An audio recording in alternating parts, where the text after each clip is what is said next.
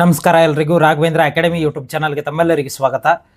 SSC MTS ಹುದ್ದೆಗಳಿಗಾಗಿ ಪ್ರತಿದಿನ ನಾನು ಸಾಮಾನ್ಯ ಜ್ಞಾನ ಅಂದರೆ GK ಪ್ರಶ್ನೋತ್ತರ ಸರಣಿ ವಿಡಿಯೋ ಮಾಡ್ತಾ ಇದ್ದೀನಿ. ಪ್ರತಿದಿನ ನಿಮಗೆ 25 ಇಂಪಾರ್ಟೆಂಟ್ ಪ್ರಶ್ನೆಗಳನ್ನು ತಿಳಿಸ್ಕೊಡ್ತಾ ಹೋಗ್ತೇನೆ. ಇದುವರೆಗೆ ನಮ್ಮ ಚಾನಲ್ನ ಯಾರು ಸಬ್ಸ್ಕ್ರೈಬ್ ಮಾಡಿಲ್ಲ, ಪ್ಲೀಸ್ ಹೋಗಿ ಸಬ್ಸ್ಕ್ರೈಬ್ ಮಾಡಿಕೊಳ್ಳಿ. ಅದೇ ಥರ ನೀವೇನಾದರೂ SSC MTS ಹುದ್ದೆಗೆ ತಯಾರಿಯನ್ನು ನಡೆಸ್ತಾ ಇದ್ದರೆ ನಮ್ಮಲ್ಲಿ ಆನ್ಲೈನ್ ಕೋರ್ಸ್ ಇದೆ, ಕಂಪ್ಲೀಟ್ ಆನ್ಲೈನ್ ಕೋರ್ಸ್. ಈ ಕೋರ್ಸ್ನಲ್ಲಿ ನಿಮಗೆ ಜನರಲ್ ಇಂಗ್ಲೀಷು, ಹಾಗೆ ರೀಸನಿಂಗು, ಮೆಥ್ಸು, ಇಂಗ್ಲೀಷು ಎಲ್ಲ ಕಂಪ್ಲೀಟ್ ಸಿಲೆಬಸ್ ಕ್ಲಾಸ್ಗಳನ್ನು ಮಾಡಿ ಹಾಕ್ತೀವಿ. ನಮ್ಮದು ರಾಘವೇಂದ್ರ ಅಕಾಡೆಮಿ ಅಂತ ಆ್ಯಪ್ ಇದೆ, ಇದರಲ್ಲಿ ನಿಮಗೆ ರೆಕಾರ್ಡೆಡ್ ಕ್ಲಾಸಸ್ ಇರ್ತವೆ.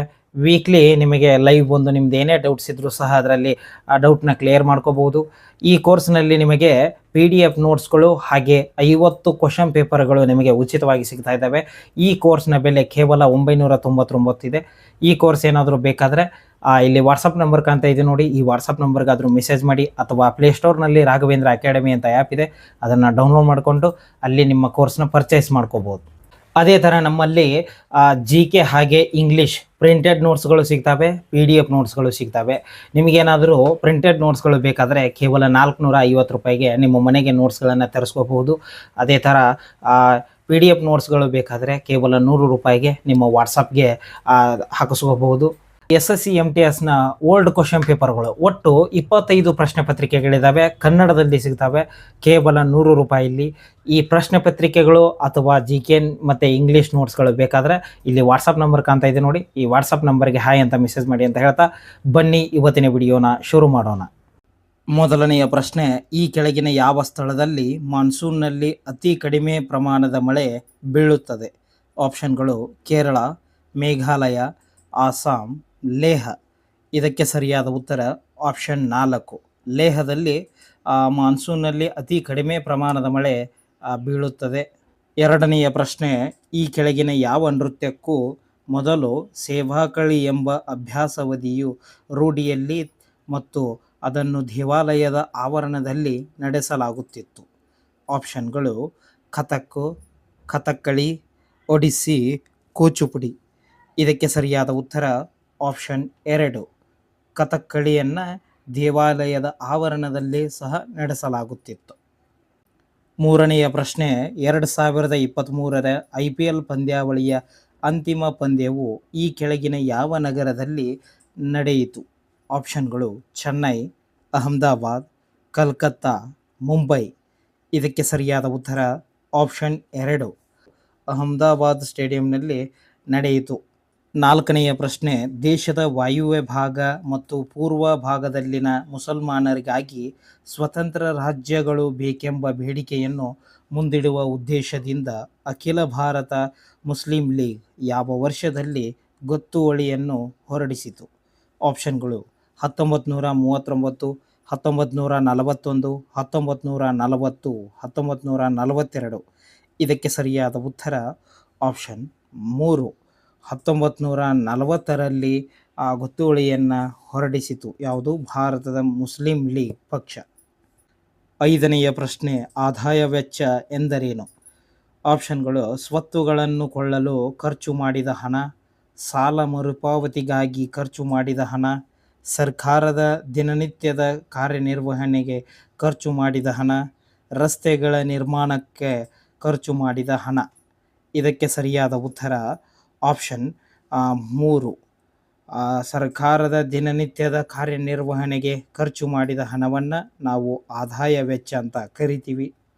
ಆರನೆಯ ಪ್ರಶ್ನೆ, ಈ ಕೆಳಗಿನವುಗಳಲ್ಲಿ ಯಾವುದು ಮೂಲಭೂತ ಕರ್ತವ್ಯಗಳ ಅಡಿಯಲ್ಲಿ ಬರುವುದಿಲ್ಲ? ಆಪ್ಷನ್ಗಳು ಸಾಮರಸ್ಯವನ್ನು ಪ್ರೋತ್ಸಾಹಿಸುವುದು, ರಾಷ್ಟ್ರಗೀತೆಗೆ ಗೌರವ ಸಲ್ಲಿಸುವುದು, ವೈಜ್ಞಾನಿಕ ಚಿಂತನೆಯನ್ನು ಬೆಳೆಸುವುದು, ತೆರಿಗೆಗಳನ್ನು ಪಾವತಿಸುವುದು. ಇದಕ್ಕೆ ಸರಿಯಾದ ಉತ್ತರ ಆಪ್ಷನ್ 4, ತೆರಿಗೆಗಳನ್ನು ಪಾವತಿಸುವುದು.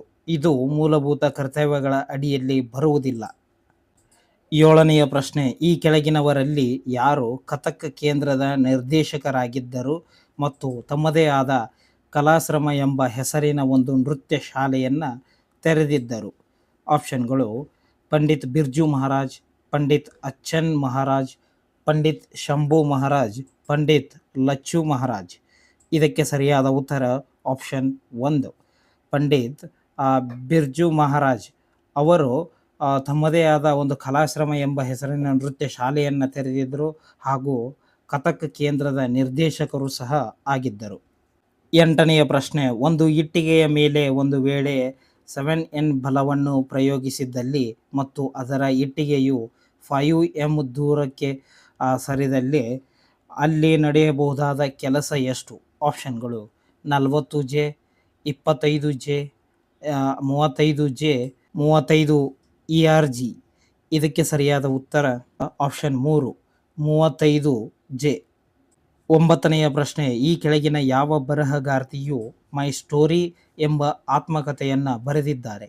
ಆಪ್ಷನ್ಗಳು ಅಮೃತ ಪ್ರೀತಮ್, ಆಶಾಪೂರ್ಣ ದೇವಿ, ಕಮಲ್ ದಾಸ್, ಪ್ರತಿಭಾ ರೈ. ಇದಕ್ಕೆ ಸರಿಯಾದ ಉತ್ತರ ಆಪ್ಷನ್ 3, ಕಮಲ್ ದಾಸ್ ಅವರು ಮೈ ಸ್ಟೋರಿ ಎಂಬ ಆತ್ಮಕಥೆಯನ್ನು ಬರೆದಿದ್ದಾರೆ. 10ನೆಯ ಪ್ರಶ್ನೆ, ಈ ಕೆಳಗಿನ ಯಾರು ವಿಶ್ವವಿಖ್ಯಾತ ಸಿತಾರ್ ವಾದಕರಾಗಿದ್ದಾರೆ? ಆಪ್ಷನ್ಗಳು ಅಲಿ ಅಹಮದ್ ಹುಸೇನ್, ಪಂಡಿತ್ ರವಿಶಂಕರ್, ಉಸ್ತಾದ್ ಶಫಾತ್ ಅಹಮದ್ ಖಾನ್, ರಾಜರತ್ನಂ ಪಿಳ್ಳೆ. ಇದಕ್ಕೆ ಸರಿಯಾದ ಉತ್ತರ ಆಪ್ಷನ್ 2. ವಿಶ್ವವಿಖ್ಯಾತ ಸಿತಾರ್ ವಾದಕರು ಯಾರು ಅಂದರೆ ಅದು ಪಂಡಿತ್ ರವಿಶಂಕರ್. 11ನೆಯ ಪ್ರಶ್ನೆ, ಡ್ಯಾಶ್ ರಾಜ್ಯದ ಸಿದ್ಧಿಗಳ ಸಾಂಸ್ಕೃತಿಕ ಪರಂಪರೆಯು 300 ವರ್ಷಗಳಿಗೂ ಹಳೆಯದಾಗಿದ್ದು ಅವರ ಸಿದ್ಧಿ ಧಮಾಲ್ ಎಂಬ ನೃತ್ಯವು ಒಂದು ಸೊಗಸಾದ ನೃತ್ಯ ಪ್ರಕಾರವಾಗಿದೆ. ಆಪ್ಷನ್ಗಳು ಉತ್ತರ ಪ್ರದೇಶ, ರಾಜಸ್ಥಾನ, ಮಧ್ಯಪ್ರದೇಶ, ಗುಜರಾತ್. ಇದಕ್ಕೆ ಸರಿಯಾದ ಉತ್ತರ ಆಪ್ಷನ್ 4, ಗುಜರಾತ್. ಗುಜರಾತ್ ರಾಜ್ಯದ ಸಿದ್ಧಿಗಳ ಸಾಂಸ್ಕೃತಿಕ ಪರಂಪರೆಯು 300 ವರ್ಷಗಳಿಗಿಂತಲೂ ಹಳೆಯದಾಗಿದ್ದು ಇವರ ಸಿದ್ಧಿ ಧಮಾಲ್ ಎಂಬ ನೃತ್ಯ ಒಂದು ಸೊಗಸಾದ ನೃತ್ಯ ಪ್ರಕಾರವಾಗಿದೆ. 12ನೆಯ ಪ್ರಶ್ನೆ, ಗಳಗಂಡ ರೋಗದಲ್ಲಿ ಯಾವ ಗ್ರಂಥಿಯು ಹಿಗ್ಗುವುದರಿಂದ ಗಂಟಲಿನ ಮುಂಭಾಗದಲ್ಲಿ ಊತ ಉಂಟಾಗುತ್ತದೆ? ಆಪ್ಷನ್ಗಳು ಪಿಟ್ಯುಟರಿ ಗ್ರಂಥಿ, ಆರ್ಡಿನಲ್ ಗ್ರಂಥಿ, ಪಿನಿಯಲ್ ಗ್ರಂಥಿ, ಥೈರಾಯಿಡ್ ಗ್ರಂಥಿ. ಇದಕ್ಕೆ ಸರಿಯಾದ ಉತ್ತರ ಆಪ್ಷನ್ 4, ಥೈರಾಯಿಡ್ ಗ್ರಂಥಿ.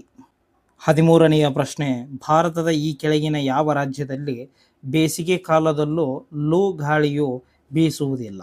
ಆಪ್ಷನ್ಗಳು ರಾಜಸ್ಥಾನ, ಹರಿಯಾಣ, ಗೋವಾ, ಪಂಜಾಬ್. ಇದಕ್ಕೆ ಸರಿಯಾದ ಉತ್ತರ ಆಪ್ಷನ್ 3, ಗೋವಾದಲ್ಲಿ ಲೂ ಗಾಳಿಯು ಬೀಸುವುದಿಲ್ಲ.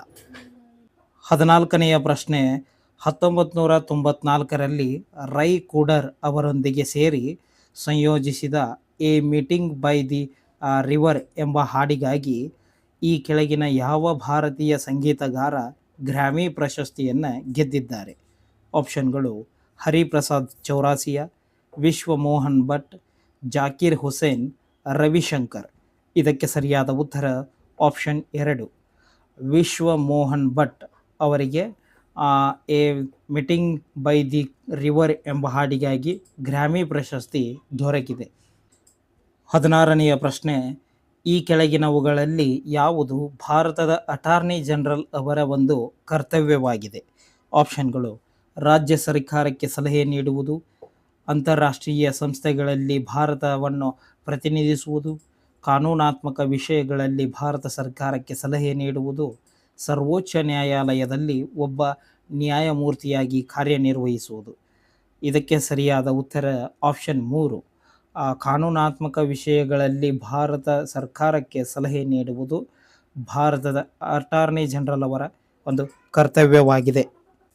17ನೆಯ ಪ್ರಶ್ನೆ, ಭಾರತ ಸರ್ಕಾರದ ದೀನ್ ದಯಾಳ್ ಉಪಾಧ್ಯಾಯ ಗ್ರಾಮೀಣ ಕೌಶಲ್ಯ ಯೋಜನೆ ಅಡಿಯಲ್ಲಿ ಜನಸಂಖ್ಯೆಯು ಯಾವ ವಯಸ್ಸಿನ ಗುಂಪು ಅದರ ಫಲಾನುಭವವನ್ನು ಪಡೆಯಬಹುದು? ಆಪ್ಷನ್ಗಳು 15ರಿಂದ 35 ವರ್ಷ, 14ರಿಂದ 40 ವರ್ಷ, 25ರಿಂದ 60 ವರ್ಷ, 30ರಿಂದ 60 ವರ್ಷ. ಇದಕ್ಕೆ ಸರಿಯಾದ ಉತ್ತರ ಆಪ್ಷನ್ 1, 15ರಿಂದ 35 ವರ್ಷದ ವಯಸ್ಸಿನ ಗುಂಪು ಇದರ ಫಲಾನುಭವವನ್ನು ಪಡೆಯಬಹುದು. 18ನೆಯ ಪ್ರಶ್ನೆ, ಖೇಲೋ ಇಂಡಿಯಾ ವಿಶ್ವವಿದ್ಯಾಲಯ ಕ್ರೀಡಾಕೂಟ 3ನೇ ಆವೃತ್ತಿಯಲ್ಲಿ ಈ ಕೆಳಗಿನ ಯಾವ ವಿದ್ಯಾಸಂಸ್ಥೆಯು ಗರಿಷ್ಠ ಸಂಖ್ಯೆಯ ಪದಕಗಳನ್ನು ತನ್ನದಾಗಿಸಿಕೊಂಡಿದೆ?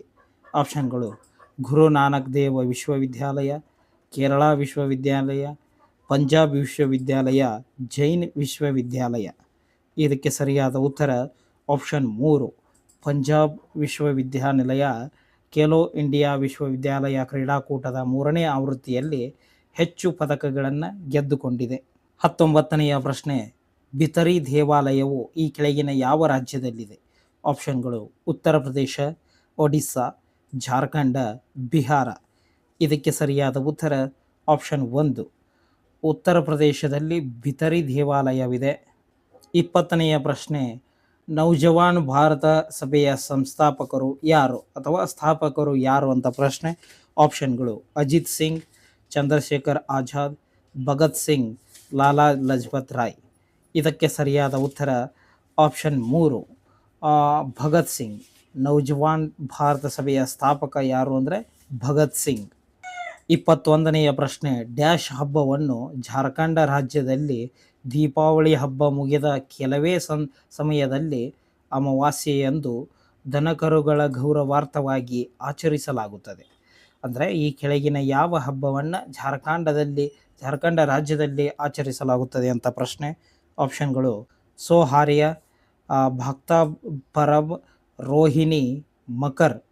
ಇದಕ್ಕೆ ಸರಿಯಾದ ಉತ್ತರ ಆಪ್ಷನ್ 1 ಸೋಹಾರಿ. ಈ ಹಬ್ಬವನ್ನು ಜಾರ್ಖಂಡ ರಾಜ್ಯದಲ್ಲಿ ದೀಪಾವಳಿ ಮುಗಿದ ಮೇಲೆ ಆಚರಿಸಲಾಗುತ್ತದೆ. 22ನೆಯ ಪ್ರಶ್ನೆ, ಕೊರತೆಯ ಬಜೆಟ್ ಎಂದರೇನು? ಆಪ್ಷನ್ಗಳು ಸರ್ಕಾರದ ಆದಾಯವನ್ನು ವೆಚ್ಚಕ್ಕಿಂತಲೂ ಹೆಚ್ಚಿಗೆ ಇರುವುದು, ಸಮಾಜ ಕಲ್ಯಾಣ ಕಾರ್ಯಕ್ರಮಗಳಿಗಾಗಿ ನಿಗದಿಪಡಿಸಿದ ಹಣದ ಮೊತ್ತ, ಸರ್ಕಾರದ ವೆಚ್ಚವು ಆದಾಯಕ್ಕಿಂತಲೂ ಹೆಚ್ಚಿಗೆ ಇರುವುದು, ರಕ್ಷಣಾ ಖರ್ಚು ವೆಚ್ಚಗಳಿಗೆ ನಿಗದಿಪಡಿಸಿದ ಹಣದ ಮೊತ್ತ. ಇದಕ್ಕೆ ಸರಿಯಾದ ಉತ್ತರ ಆಪ್ಷನ್ 3 ಕೊರತೆ ಬಜೆಟ್ ಅಂದರೆ ಸರ್ಕಾರದ ವೆಚ್ಚವು ಆದಾಯಕ್ಕಿಂತಲೂ ಹೆಚ್ಚಿಗೆ ಇರುವುದು ನಾವು ಕೊರತೆ ಬಜೆಟ್ ಅಂತ. 23ನೆಯ ಪ್ರಶ್ನೆ, ಪವಿತ್ರ ಪರ್ವತವಾದ ಕೈಲಾಸ ಪರ್ವತ ಭಾರತದ ಯಾವ ನೆರೆಯ ರಾಷ್ಟ್ರದಲ್ಲಿದೆ? ಅಂದರೆ ಯಾವ ರಾಷ್ಟ್ರದಲ್ಲಿದೆ ಅಂತ ಪ್ರಶ್ನೆ. ಆಪ್ಷನ್ಗಳು ಅಫ್ಘಾನಿಸ್ತಾನ, ಪಾಕಿಸ್ತಾನ, ಚೀನಾ, ಬಾಂಗ್ಲಾದೇಶ. ಇದಕ್ಕೆ ಸರಿಯಾದ ಉತ್ತರ ಆಪ್ಷನ್ 3 ಚೀನಾದಲ್ಲಿ ಈ ಯಾವುದು ಕೈಲಾಸ ಪರ್ವತವಿದೆ. 24ನೆಯ ಪ್ರಶ್ನೆ, ಈ ಕೆಳಗಿನ ಯಾವ ಕಾದಂಬರಿಯನ್ನು ಮುಲ್ಕರಾಜ್ ಆನಂದ್ ಅವರು ಬರೆದಿಲ್ಲ? ಆಪ್ಷನ್ಗಳು ಮಾರ್ಗದರ್ಶಿ, ಭಾರತೀಯ ರಾಜಕುಮಾರನ ಖಾಸಗಿ ಜೀವನ, ಕೂಲಿ, ಕತ್ತಿ ಮತ್ತು ಕುಡುಗೋಲು. ಇದಕ್ಕೆ ಸರಿಯಾದ ಉತ್ತರ ಆಪ್ಷನ್ 1 ಮಾರ್ಗದರ್ಶಿ ಎಂಬ ಕಾದಂಬರಿಯನ್ನು ಮುಲ್ಕರಾಜ್ ಆನಂದ್ ಅವರು ಬರೆದಿಲ್ಲ. ಇನ್ನು ಕೊನೆಯ ಪ್ರಶ್ನೆ, 25ನೆಯ ಪ್ರಶ್ನೆ, ಶುಭ್ಮನ್ ಗಿಲ್ ಅವರು ಇತ್ತೀಚೆಗೆ ತಮ್ಮ ಕ್ರೀಡೆಯಲ್ಲಿ ಒಂದು ಹೊಸ ದಾಖಲೆಯನ್ನು ಸೃಷ್ಟಿಸಿ ಸುದ್ದಿಯಲ್ಲಿದ್ದರು. ಅವರು ಯಾವ ಕ್ರೀಡೆಗೆ ಆಡುತ್ತಾರೆ? ಆಪ್ಷನ್ಗಳು ಚೆಸ್ಸು, ಬ್ಯಾಡ್ಮಿಂಟನ್, ಹಾಕಿ, ಕ್ರಿಕೆಟ್. ಇದಕ್ಕೆ ಸರಿಯಾದ ಉತ್ತರ ಆಪ್ಷನ್ 4 ಕ್ರಿಕೆಟ್. ಈ ಒಟ್ಟು 25 ಪ್ರಶ್ನೆಗಳಲ್ಲಿ ಎಷ್ಟು ಪ್ರಶ್ನೆಗಳಿಗೆ ಸರಿಯಾಗಿ ಆನ್ಸರ್ ಮಾಡಿದ್ರಿ ಅಂತ ಕಮೆಂಟ್ ಮಾಡಿ. ಹಾಗೆ ಈ ವಿಡಿಯೋನ ಆದಷ್ಟು ನಿಮ್ಮ ಎಲ್ಲ ಸ್ನೇಹಿತರಿಗೆ ಶೇರ್ ಮಾಡಿ. ಧನ್ಯವಾದಗಳು.